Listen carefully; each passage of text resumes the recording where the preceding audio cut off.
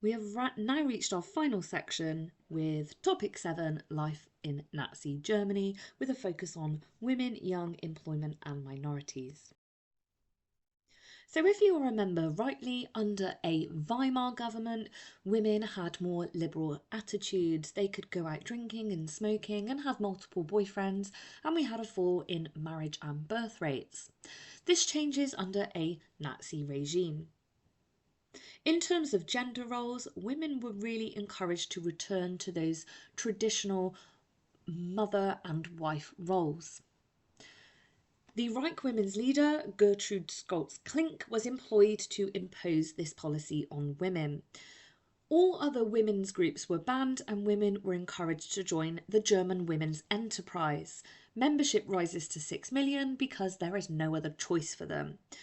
They get involved in activities such as child rearing, childcare, courses on cooking, and women are actively encouraged to go on these courses. Further, there is a change in the way women are expected to look. It is encouraged that women have a natural appearance with hair in traditional plaits or tied into a bun, and that they wear longer skirts, no makeup and no smoking. They also should not dye their hair. In terms of marriage, the birth rates have fallen under a Weimar government. So, Hitler wants to encourage women to get married and to have children because he needs a future for the 1,000-year Reich.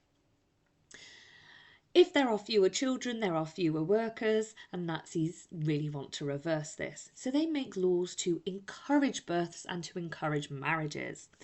First, we have the Law for the Encouragement of Marriage in 1933, and it does exactly as it says. It will give couples a loan of 1,000 marks if they are to marry. This is the equivalent of about 8 months' wages. For each child that is then born as a result of that marriage, a quarter of that loan will be paid off. Further, they changed the divorce law to make it easier for a husband to leave his wife if she's had an abortion or if she cannot have a baby, because they want to encourage more children. So this isn't to increase the divorce rate, but really it means you can move on and find a partner who you can have a child with. The Mother's Cross is awarded to women for having multiple children, and if you have 8+ children, the Hitler Youth will salute you when they see you wearing your medal in the street. The 10th child should be named Adolf as well, and Adolf Hitler should also be the godfather to that child. In 1935, we have quite a strange Nazi policy here called Lebensborn, which means the fountain of life. This is the connotation here that women should have they should have babies with SS men. So this is without them being married. The idea here would be that single and willing women would have a baby by a SS man, and this would breed the perfect Aryan race. Women were supported with nursery fees in order to do this and financial aid. 540 babies were born as a result of Lebensborn, so it has some success. In terms of employment, women are encouraged to no longer be employed. They are bombarded with propaganda which shows them as wives and mothers. This is the tradition that they should aspire to. Women are told to focus on the 3 Ks, Kinder, Küche, Kirche. This is the children, kitchen and the church. You'll have to excuse my German pronunciation there, but you just need to know that it's children, kitchen and church. Women were banned from professional jobs as teachers and doctors. Now you'll remember under a Weimar government that we actually have more female doctors. By 1934, 360,000 women have given up work. Remember, Hitler had made promises of bread and work for men, so women were going to have to make space for this. There were no female judges and they were not permitted to jury service. At school, girls were trained for motherhood and housework, and further education is banned for girls, so you don't see them at grammar schools or university. Higher education rates fall to 6,000 by 1939. So is the Nazi policy against girls and women a success? Well, let's have a look. It's mixed. Some policies are successful. Less women go to university, the birth rate does increase, and unemployment amongst men does fall. So this would be regarded as a success here. However, many women did not like Nazi policies. It seemed backwards to some of those who had lived through the Weimar era. In 1937, the Nazi policy of no women in work is actually reversed as Germany starts to gear towards war and they are expanding. They actually need women back in the factories helping. So by 1933, there is 5 million at work, and by the end of the decade 1939, there's 7 million women in work. So actually, we've got more women in work than ever. In terms of youth then, there are some things that you need to know. Hitler had some clear aims when it came to children. He wanted strong girls so they would be healthy and fertile mothers. He wanted strong boys so that they would be healthy so they could be productive for a German economy. He also wanted both to have extraordinarily strong support for an independent Germany and for Nazi policies. Remember, he knew that most of their parents did not support the Nazi ideology, so he really had to go after the children here. For the boys then, by 1933, all alternative youth groups were banned. In 1936, the sports facilities were taken over by the Nazis and you had to join the Hitler Youth if you wanted to use them. By 1939, we have all teens and younger children have to join a youth group of some sort. Therefore, all children had to listen to Nazi ideology as part of their youth group. Boys had political training in order to encourage that loyalty to the Nazi regime. They had physical training in order to gear them towards a life in the military or towards the German economy. And they had military training in order to, again, prepare them for life in the military. And they had character training too. They wanted boys to be strong and ruthless and relentless and to be competitive. For the girls then, they had to join the Young Maidens or League of German Maidens. And again, they had some training like the boys, but there was slightly different elements to it. In terms of political activities, they would have to go to rallies and swear an oath of allegiance to Hitler. Again, they would have the physical activities like camping and marching. They did not have military training, but they did learn to cook and sew because their role was to be a future wife and mother. They also were taught racial hygiene, so they were persuaded to pick a man based on making the race pure. So they are taught to pick Aryan men so that they can produce Aryan children, and the Nazis would have achieved a master race. In terms of education, schools are completely controlled after 1934. Teachers, just like judges or who else do we have? Our judges and our army, they have to swear an oath of allegiance. Some teachers are dismissed after 1933 if Nazis feel that they are not conforming to the Nazi regime, the Nazi ideals, and some Jewish teachers are let go here too. Teachers have to swear an oath and join the Teachers' League.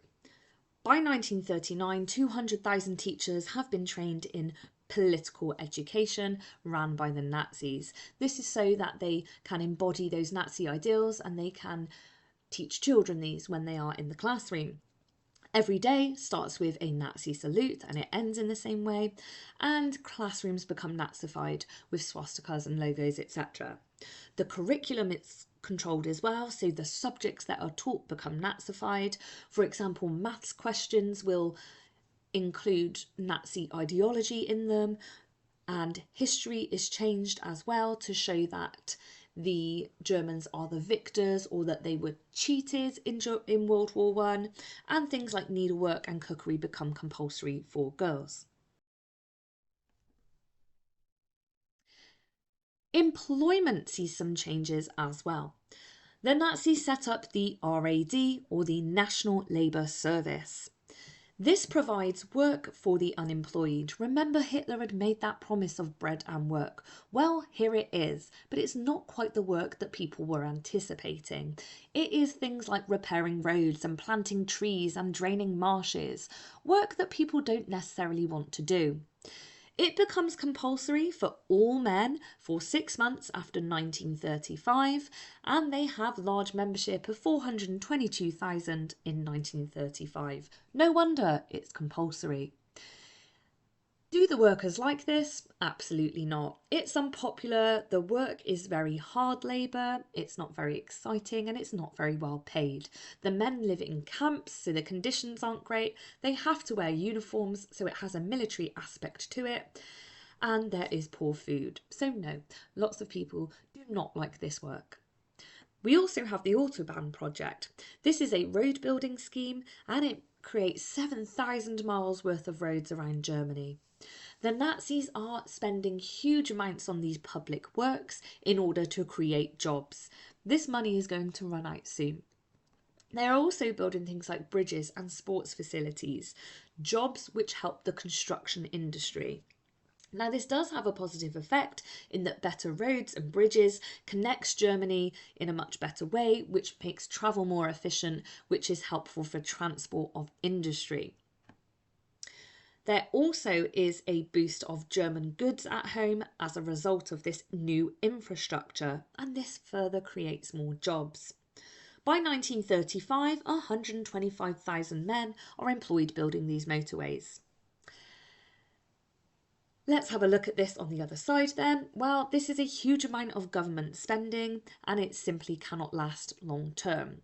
Also, men who would have previously counted in unemployment figures are now counted as employed, even though they are sometimes forced into work, like with the National Labour Service, or here this is job creation by the government because they are borrowing lots of money. We then have rearmament as well in 1935 as Germany start to think about gearing up for a war.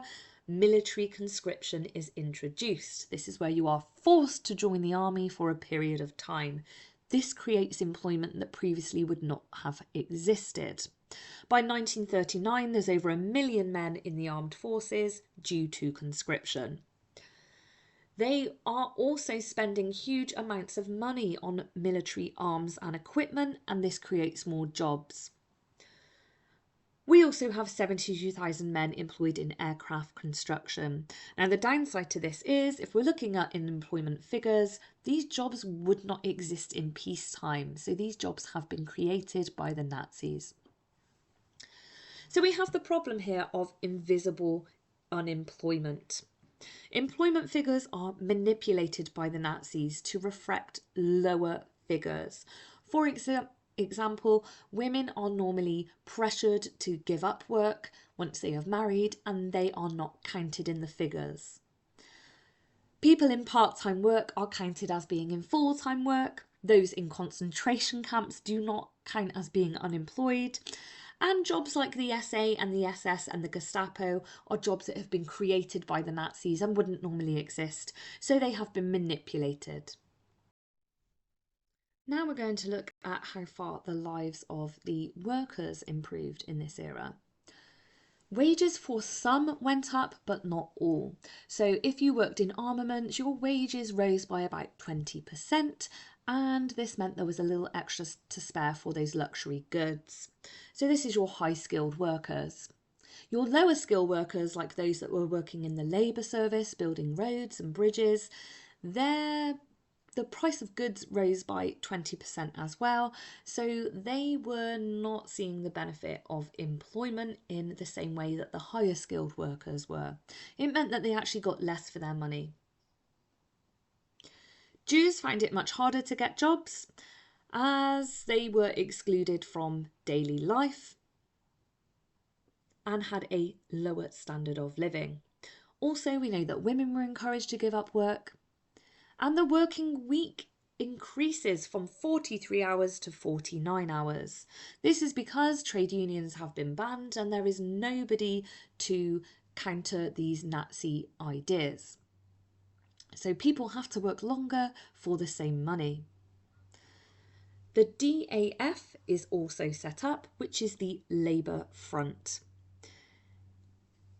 This is a kind of answer to not having a trade union.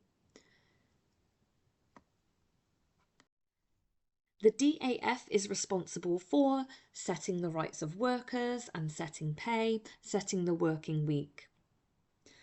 Workers have lost the right to negotiate better terms, and the DAF could punish them if they cause disruption.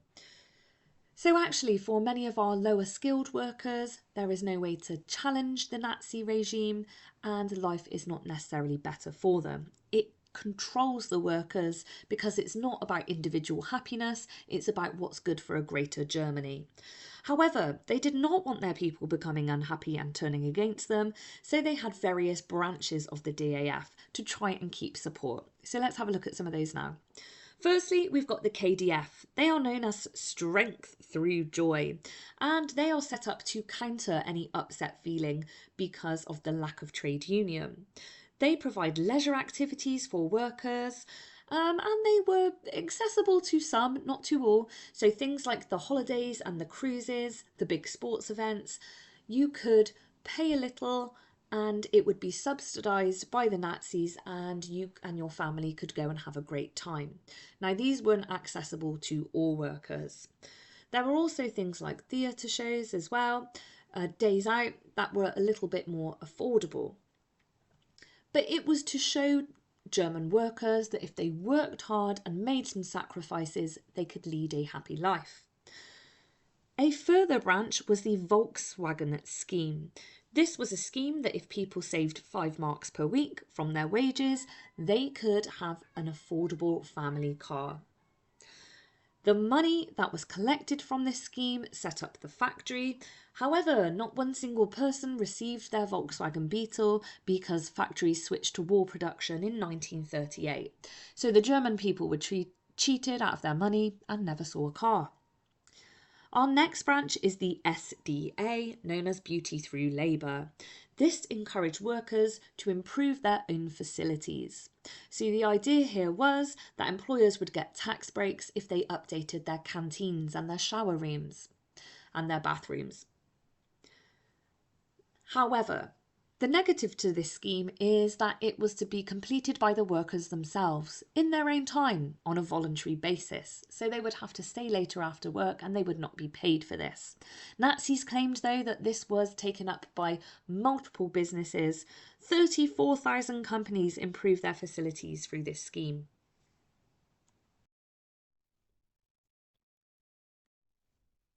We are now going to look at Nazi racial beliefs. So what did the Nazis believe about race? They are influenced by eugenics. Eugenics is the idea about selective breeding. If you pick the best parents from any race, you will create the best children. The other side to the coin of this is that you should prevent unsuitable parents from recreating at all. This influences the Nazi idea that unsuitable parents should be sterilised, and later this comes to be.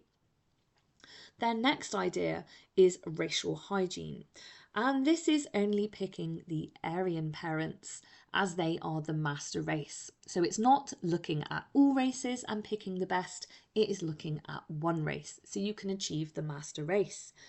This idea is taught in schools, so children believe this, women are encouraged to breed with Aryan men, and laws are even passed to support and promote this idea. We also have Hitler's personal views. In Mein Kampf, he sets out a lot of his beliefs about the hierarchy of races. A hierarchy means somebody is at the top and somebody is at the bottom. The Aryan race is seen as the master race, while Slavs of Eastern Europe are considered inferior. Gypsies and Jews are considered untermenschen, and later unworthy of life. So untermenschen is this idea that they are subhuman, they are not human. and this helps the Nazis promote their policies against Gypsies and Jews. Next, we have ideas of anti-Semitism. So anti-Semitism is being anti-Jewish. Anti-Semitic ideas have always been around in Europe, but they become much worse in the 1930s as German nationalists are trying to promote Germany. Germany is relatively a baby country at this time. The modern German nation state was only established in 1871, so Germans were trying to promote this idea of nationalism. They were trying to unite the country, and they did this by criticising Jews. They blamed the Jews for the loss of World War I, despite many Jewish people fighting on the side of Germany. They also blamed the Jews for the signing of the Treaty of Versailles. They blamed the Jews for economic depression and anything else that was going wrong in Germany. They would blame the Jews. They became a scapegoat for Germany's problems because they are a minority in Germany, so they are vulnerable to being blamed. Many moderate Germans allowed themselves to be persuaded by this German propaganda that Jews were the root cause of all problems in Nazi Germany. This made it easier for people to turn a blind eye when they became aware of the treatment of Jews in Germany. We're now going to look a little bit closer at the treatment of minorities in Germany. So Eastern Europeans, many of them living in Germany, were referred to as Slavs. This is people that are from Poland and the Czech Republic and Ukrainians and some Russians. And they were referred to as subhuman by the Nazis. Hitler threatened their countries by proposing that he would invade and he would take their land for the master race. This idea of creating a living space for Germans was called Lebensraum. Nazis also did not like gypsies. So gypsies were Roma people or travellers, and there are 26,000 of them living in Germany. The Nazis were worried that they posed a threat to the purity of Germany. They start to ramp up the actions against Roma people after 1933. So at first they are arrested for being nuisances and they are sent to concentration camps along with political prisoners. Then they are forced to live in terrible living conditions with poor facilities after 1936. In 1938 they are banned from travelling as groups, and then they are put on a register and they test them for racial characteristics. This is by measuring various parts of their bodies. If they fail this test, they lose their German citizenship. If you lose your German citizenship, you lose your legal protections in the country that you live in. By 1939, orders were put out to prepare gypsies for deportation. Nazis also did not like homosexuals. They believed that they lowered moral standards and they also spoiled the purity of the German race. In 1936, laws against homosexuality are made harsher. 4,000 men are imprisoned for homosexuality, and this rises to 8,000 by 1938. 5,000 German homosexuals die in camps. Nazi laws encourage that homosexuals are castrated in order to try and curb them from being homosexual. So here we have the Nazi regime mutilating its own people in order to try and curb homosexuality. Finally, we have Nazi actions against the disabled. Disabled are seen as a burden on society, as a drain to resources, and as a threat to racial purity. Therefore, the law for the prevention of the hereditarily diseased offspring is passed in 1933, and this makes it very dangerous for you to be a disabled person under the Nazi regime. It becomes compulsory to be sterilised if you count as a disabled person in the Nazi regime. This includes mentally ill, alcoholic, deformed, epileptic, deaf or blind people. By 1939, 100,000 people are forcibly sterilised. Just to confirm here, that is normally where you are prevented, you have an operation and you're prevented from being able to have children. In 1939, we have a very, very dark aspect of the Nazi regime brought in. The T4 programme begins.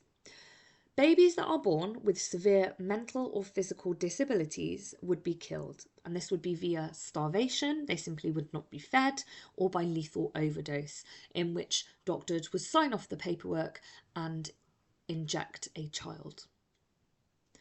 This is seen as a successful policy by the Nazis, and they raise the age to 17 years old. So if you have those mental or physical disabilities, you are going to be murdered by the Nazi regime.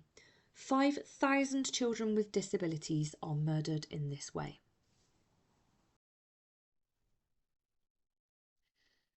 Next, we have the persecution of Jews under the Nazi regime.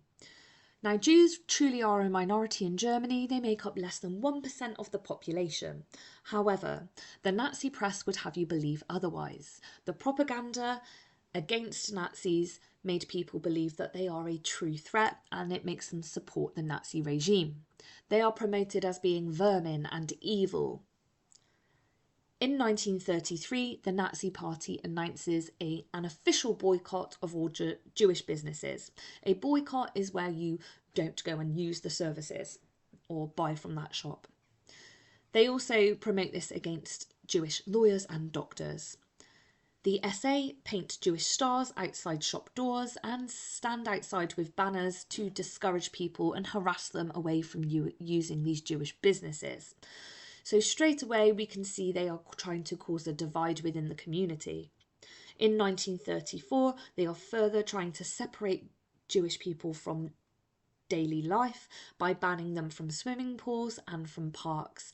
They would sometimes paint benches yellow in order to show that Jewish people were allowed to sit at that bench. It ramps up in 1935 with the Nuremberg laws, and they do two quite scary things. The first is it passes the Reich law on citizenship, so it said that any people with German blood were citizens and people that are Jews do not count as having German blood. This means it takes away some of their civil rights, so it's your right to vote or to have a German passport. The next part of this is the Reich law for the protection of German blood and honour. Now this forbids Jews from marrying or having sexual relations with German citizens. So this really is a totalitarian state. They are even controlling who you marry. In 1938, Jews have to register all their possessions and the Nazis can confiscate them whenever they like. And by 1938, Jews have to carry identification cards to make it easier for them to be identified and for them to be persecuted. In 1938, things ramp up again with Kristallnacht, the Night of the Broken Glass, not to be confused with the Night of the Long Knives, which is the murder of Ernst Röhm. The events of the Kristallnacht begin with a Polish Jew shooting a German embassy worker in Paris over the treatment of his Jewish parents. Back home in Germany, they use this event to stir trouble amongst the Jews. Goebbels orders all of the papers in the shooter's hometown to print lots of stories condemning the shooting. He's trying to stir up resentment amongst the German population. Undercover, the Nazis are ordered to start attacking Jewish businesses and Jewish people. On the 9th and 10th of November, SA gangs smash and burn Jewish property and attack Jews. One 18-year-old is thrown from the 3rd floor of a building and murdered. They are told to wear their non-SA clothes, so they blend in with the normal people so that the normal German people will join in with this riot. The next morning, 814 shops, 171 homes and 191 synagogues have been destroyed and 100 Jewish people killed. Goebbels blames the Jews for Kristallnacht and fines them 1 billion marks for the damage. 20,000 Jews are rounded up and sent to concentration camps as a result of this. By 1939, The Gestapo set up the Reich Office of Jewish Emigration. The idea is that they are going to start deporting Jews out of Germany. And in 1939, the order goes out that all Jews are to be evicted from their homes. This is where our course stops. So please do not talk about the Holocaust or Jews being sent to concentration camps just yet. It's not in our course. You don't need to know that bit.